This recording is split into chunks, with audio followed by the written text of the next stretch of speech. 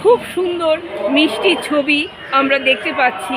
বাচ্চাদের মুখের মধ্যে ফুল দেখানো হচ্ছে, বোঝানো হচ্ছে এক একটা ফুলের জন্ম হয়েছে, সাথে আছে তাদের মা।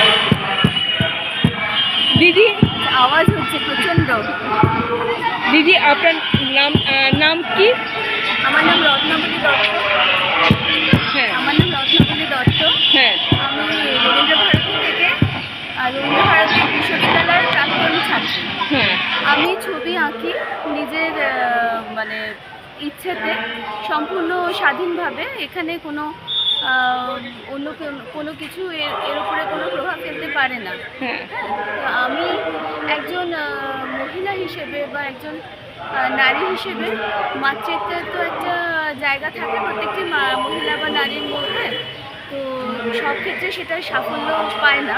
হ্যাঁ, তো আমি আমার ছবির মধ্যে দিয়ে সেই অব্যক্ত কথাগুলো বলতে চেয়েছি যে সব শিশুই আমার কাছে ফুলের সমান। হ্যাঁ, হ্যাঁ, প্রত্যেকটি শিশুই ফুল, মানে হ্যাঁ। একটি সুন্দর ফুল। তো তাদেরকে তাদের পরিচয় বা তাদের সামাজিক কি জায়গায় তারা বিলং করছে সেরকম কিছুর মধ্যে না গিয়ে সবাইকেই আমি একদম সমানভাবে ভালোবাসতে চাই এবং ভালোবাসিও। তো আমার ছবির মধ্যে দিয়ে আমি সেই ইয়েটাই, আমার মনের যে কথাটা সেটাই আমি ব্যক্ত করার চেষ্টা করেছি।